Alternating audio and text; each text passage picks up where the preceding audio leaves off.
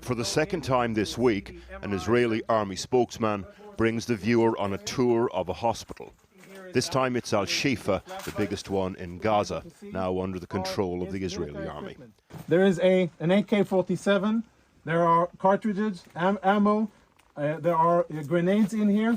Although fighting has continued in the neighbourhood around the complex, a dreaded intense firefight with Hamas inside the hospital doesn't appear to have materialised. So yesterday, the spoils of the communication war. When our troops opened this closet here, which is in the main part of the clinic, this is what they found. These weapons have absolutely no business being inside a hospital.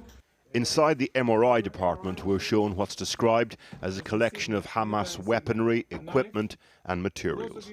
We have not been able to independently verify the veracity of these claims. Given the size of the complex, a whole city block, it will take time for the Israeli army to investigate. And this, presumably, is what they're looking for. 2 weeks ago, the IDF released a map of the site, which highlighted what they said was Hamas military infrastructure.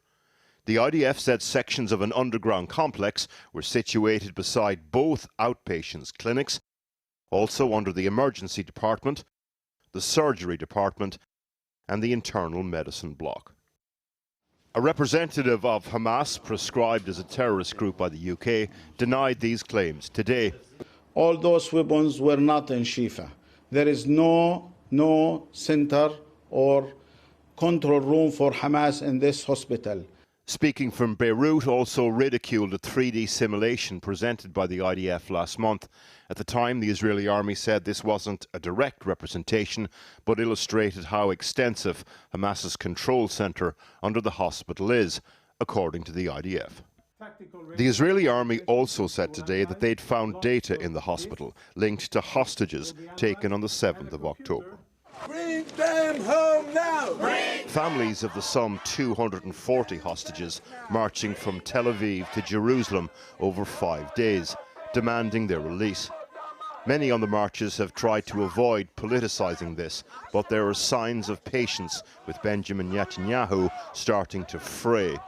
The father of one of those taken and killed said this today. As part of this deal, you will come and speak with us. We're done with being nice. We're taking our gloves off, and we're coming to fight you. You are abandoning us. You're not coming to see us. Shame on you. There has been speculation that a negotiated pause in fighting is imminent to coincide with the release of a large group of hostages. That speculation went into overdrive yesterday after President Biden said this, complete with raised eyebrows from Antony Blinken. I have been deeply involved in moving on the hostage negotiation. I think the pause and that the Israelis have agreed to, it's down to, I'm getting too much detail. I know, Mr. Secretary, I'm going to stop. But I am mildly hopeful. I'm mildly hopeful. In the last hour, news of hope dashed for another family in this war. The IDF say they've recovered the body of Yehudit Weiss near Al-Shifa Hospital, a mother of 5 taken captive by Hamas on October the 7th. Porrick O'Brien reporting for us there. Well, our Foreign Affairs correspondent Secunda Kamani joins me now from Tel Aviv. Secunda. Well, tonight there appears to be something of a communication blackout in Gaza. Yet again, very difficult to get in touch with anyone there. The Israeli Army Chief of Staff has said that the military is close to destroying Hamas's military capabilities in the north of Gaza. But for the moment, there does still appear to be clashes taking place in the northeast at times. Reports of a very heavy airstrike around Jabalia camp. At some stage, the military presumably is going to start turning its attention towards the south, where so many people in Gaza have fled, where military officials seem to believe Hamas's leadership is also likely gone. But before that, perhaps we're likely to see a pause in the fighting, something to allow a deal where hostages are released. But there's been talk of that for quite some time now, with nothing tangible to show. We are seeing an increasingly frustrated tone from the families of the hostages, not just because at the lack of progress in getting their loved ones back, but at the lack of communication from the government. A leading opposition figure in Israel has called on Israel's Prime Minister Benjamin Netanyahu to step aside. Anger at Netanyahu is very high, but for the moment, many people are primarily focused on the war. Just one final thing. This morning there was a shooting attack at a checkpoint just outside Jerusalem, leaving one soldier dead. It's a reminder that the violence may not just be contained to Gaza. Sikander, thank you very much. Well, joining me now is Relik Shafir, former Israeli Brigadier General. Israel says Hamas HQ is beneath Al-Shifa hospital, Hamas's beating heart. Is the evidence that the Israeli forces have supplied and made public so far consistent with that claim? No, it isn't. The heart of Hamas's command and control center has not been found yet. There had been quite a few weaponries and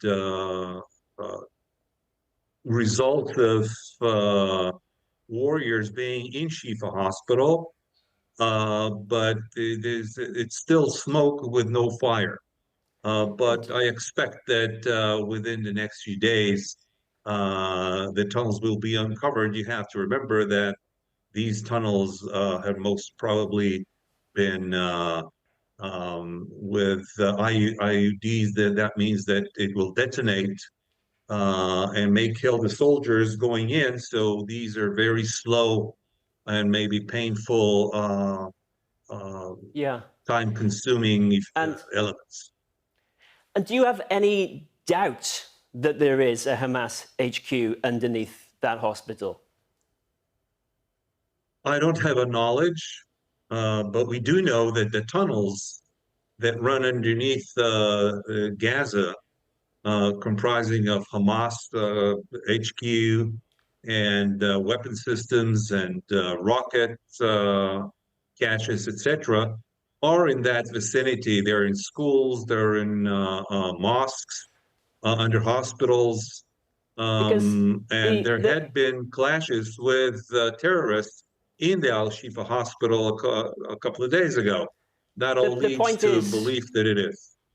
The point is that the intelligence has to be rock solid, doesn't it? Because if there is any doubt whatsoever, then international humanitarian law dictates that you can't attack a medical facility.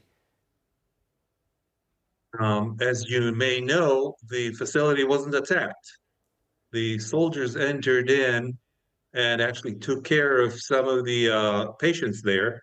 So it wasn't bombed from the air, and you can't really constitute this as an attack. Well, that is contested with respect. I'd like to ask you about something that you told this program. You know, if we all had, or any of you had your sister, brother, mother, or child taken hostage and believed to be underneath that hospital, maybe you'd think otherwise. And exactly, and at that point on the hostages, the IDF says tonight it has found a hostage nearby, not alive, sadly, they believe, not yet verified. But is this the right way, this operation, to get the hostages back alive? Well, I wish there was another way. But when dealing with terrorists of that nature, and remember ISIS, this is an ISIS-like organization. And remember how the coalition took care of ISIS by just dismantling everywhere they appeared and attacking them wherever they were. Just like you deal with terrorists, there's really not much of a choice. Relik Shafir, former Israeli Brigadier General, thank you very much for speaking to us. We appreciate your time.